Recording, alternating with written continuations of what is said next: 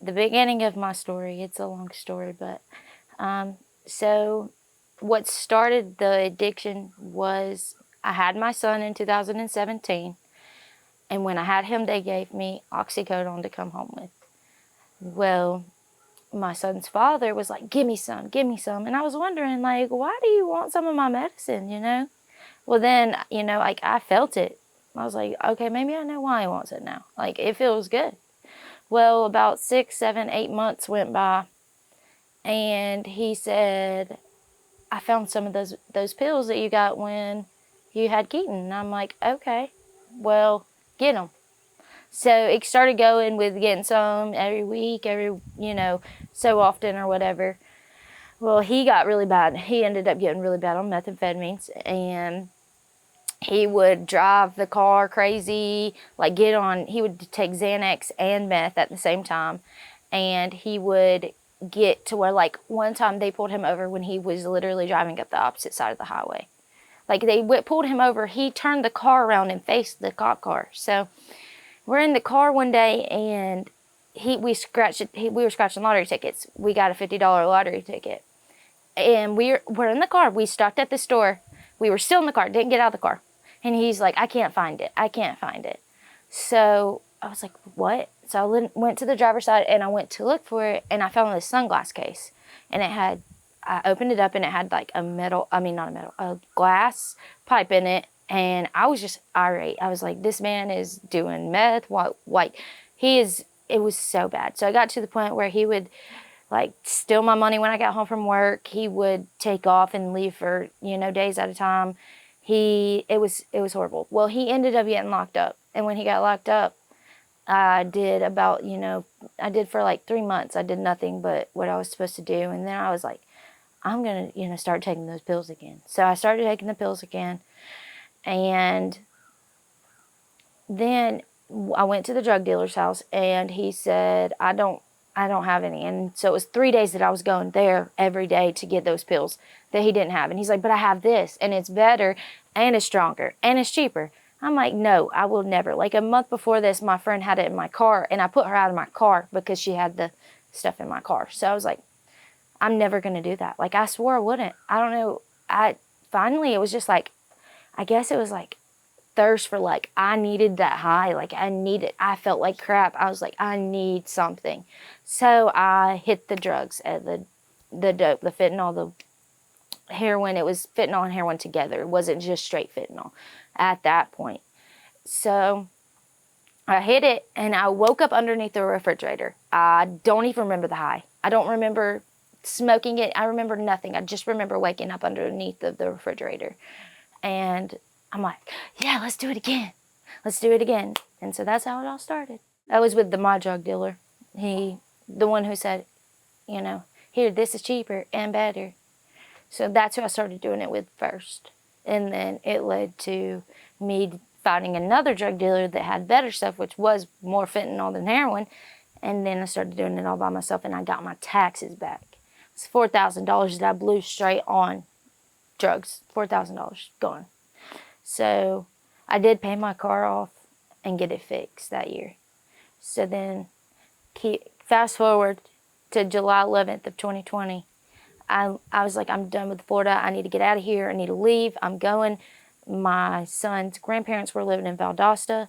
We were only in Florida because we moved down there to open up huddle houses. So we closed the huddle house down in Carrollton in 2016, moved to Florida, and opened up 3 more.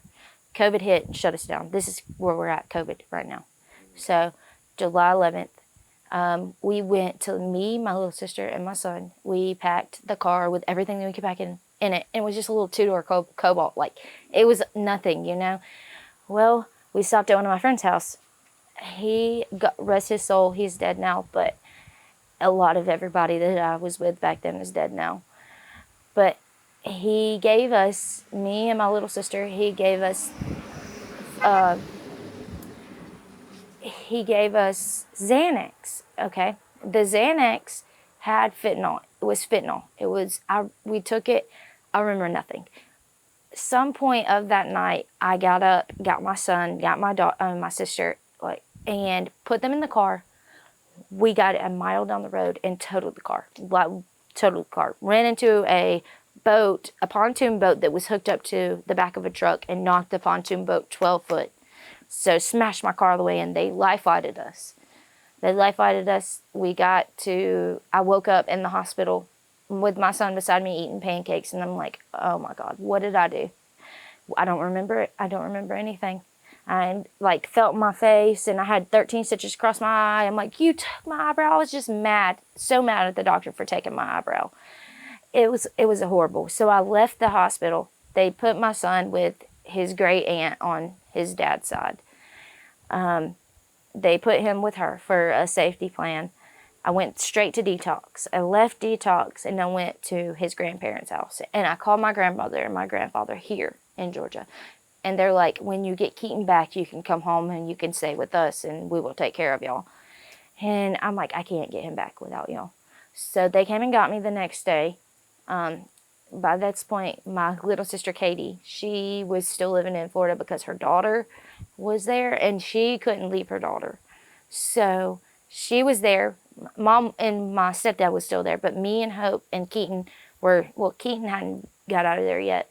Me and Hope were gone. We would come back home to grandmother and Papa's house, which thank Jesus for them, but I took advantage of it so much. Like, I thought it was the worst thing ever for me being there, but they ended up helping me. They paid a lawyer. We got Keaton here. They, put him with grandmother, and when grandmother decided that I was okay to get him back, then I got him back. So he was with me. He was with them for 30 days. I finally got him back after 30 days. Worst 30 days of my life. It was so hard. It was so hard. Not having my baby. Like, knowing that my actions took my baby away from me because I did it. And I wanted to, like, all this time that I've done the drugs, because I've done it off and on so many times, I wanted to stop, but I couldn't. Like, it literally takes your life. It takes everything to get off of it. Like, it took, my last time getting off of it was hard. It was hard, but it was worth everything. Prayed to the Lord, really. The Lord helped me through all of it, but I had my husband. He's been the best support. Like, he could, he was there telling me, and his aunt, and everybody telling me, like, you can do it, Emily, you can do it. It was, there was nights that I would literally just lay there and just puke, literally throw up, to the point to where, like, I should have been dead. Like, I was so dehydrated. I was so sick. So I ended up getting back on it after I got my son back. And then I got pregnant with my daughter. And she went through I went through her whole pregnancy on the drugs. And when I had her, she was born 6 weeks early. I buried my sister 2 weeks before I pushed her out. And that was, burying my sister to a fentanyl overdose. You would have thought that would have, stopped me. That would have told me, hey, look, Emily, you don't need to do this. But it didn't. It made me go even more. Like, I smoked the fentanyl at her funeral.